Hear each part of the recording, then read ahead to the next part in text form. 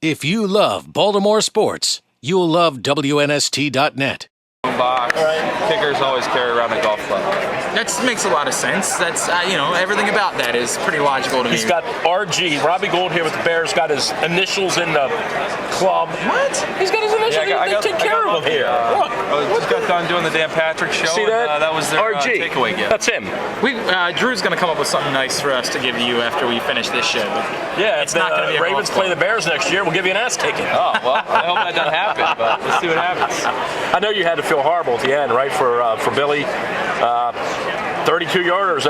He said this after the game. He said, I missed it. I don't have any other explanation for you. I can't really tell you anything else.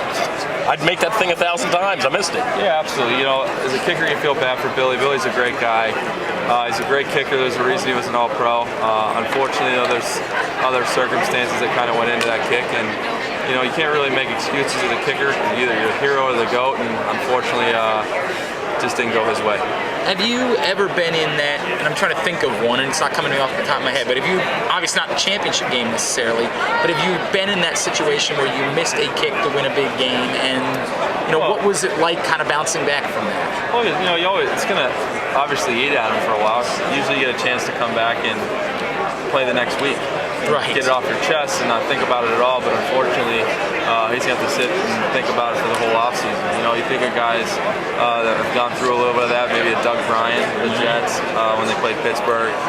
Nate Kading did it, I think, one year, and they're all great kickers. It just happens, You want to make every kick, but unfortunately, it just doesn't happen that way. What's someone like Scott Norwood? It was like he never bounced back from it. You know what I mean? What is it? It's tough. You got to forget.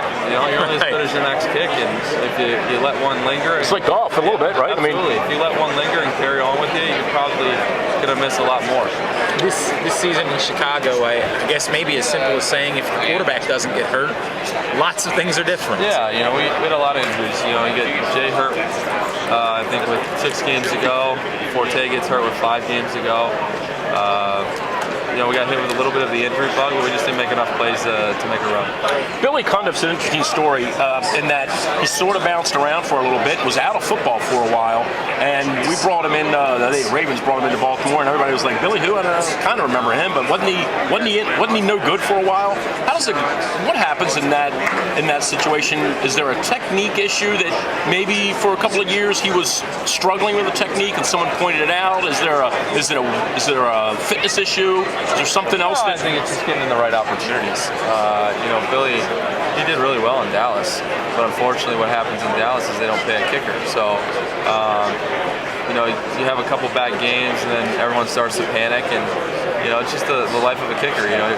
Like I said, you're the hero or the GOAT, and unfortunately you're week to week. You would like it if I were the GM, because I've been doing this radio show for 10 football seasons, and one of my axioms is whoever the best kicker is in the league, if I run the team, I'm bringing him here and I'm giving him double. So you would like me. You gotta have I like the way you think. Yeah, I'm sure you do. You definitely have to, when it comes to kickers, it's a tough business to be in. Kicking in Baltimore, kicking in Chicago, Pittsburgh, Cleveland, those places aren't easy. So he's gonna have a lot of tough places to kick. And Billy battled through some injuries this year, and when they didn't think he could go, they brought in Shane Graham, and he filled in and did pretty well. So, I know Billy a little bit. I know Billy will be back out. I think he's ready to go to work already and get back for next year. He's Robbie Gould from the Chicago Bears. He joins us here on WNST live from Indianapolis. Robbie, I know you're a Penn State guy. To start, maybe some thoughts on the passing of Joe Paterno. It's tough. First of all,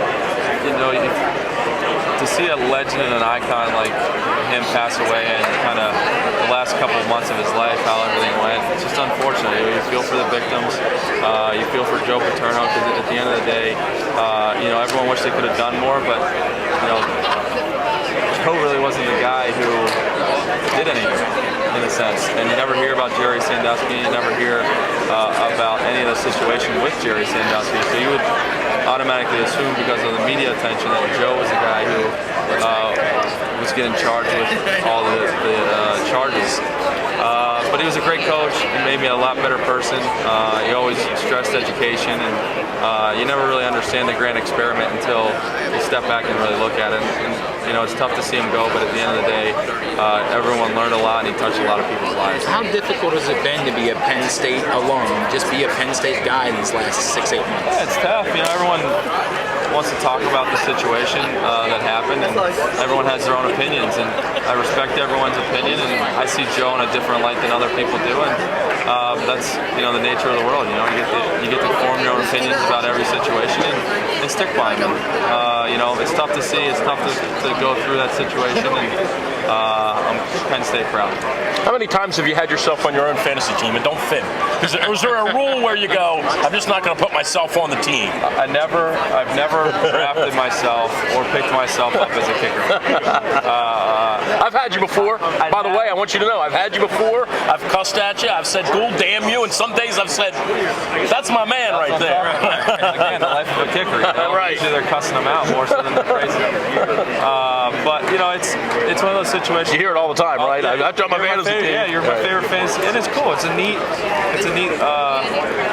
phenomenon that's kind of come along with the internet. So to get an opportunity to have fans, you know, pick you on their fantasy team is it's really a blessing. Well, when I had you, I paid you $4.4 million. I want you to know that. Yeah, I'm going to start putting a sign and a billboard up in Chicago. Go cheer for GM. Fire Emery. Bring in this guy. Yeah. Robbie, I totally forgot that you were briefly, you know, running around with the Ravens. It was a real, I guess, brief run. Yeah, I was there for 3 weeks on the practice squad. I got a chance to learn a lot from Gary Zahner and Matt Stover and Dave Zastadil. And Matt Catula was actually a snapper, and he was a rookie the same year I came in. So it was great to be there. It was great to be a part of the organization. I was thankful for the opportunity. To see a guy like Matt Stover, he was just put in Ravens Ring of Honor this season. His name's now featured prominently in the stadium. To see a kicker get that type of recognition, do you make you think about this whole why aren't kickers in the Hall of Fame type of thing? Well, I mean, it's tough. The media vote everybody in for the Hall of Fame, so obviously you gotta change the persona that kickers aren't athletes and kickers have no bearing on the game, except for maybe the end when you make it or you miss it. Right. You know? So I'd love to see more kickers get in the Hall of Fame. I think there's a couple guys coming up that could do so, and hopefully I keep doing well and have that opportunity down the road. A couple times a year when you play in a dome before the game, you know, you're practicing, you got to be thinking to yourself, dude, I could kick in this 16 times a season, right? Yeah, you know, the city of Chicago is great. I love being there. Unfortunately, in this business, you can't really control where you go because the team kind of dictates who wants you and who doesn't. So would I like to be in warm weather or dome? Yeah, because it's a lot easier to kick. That's right.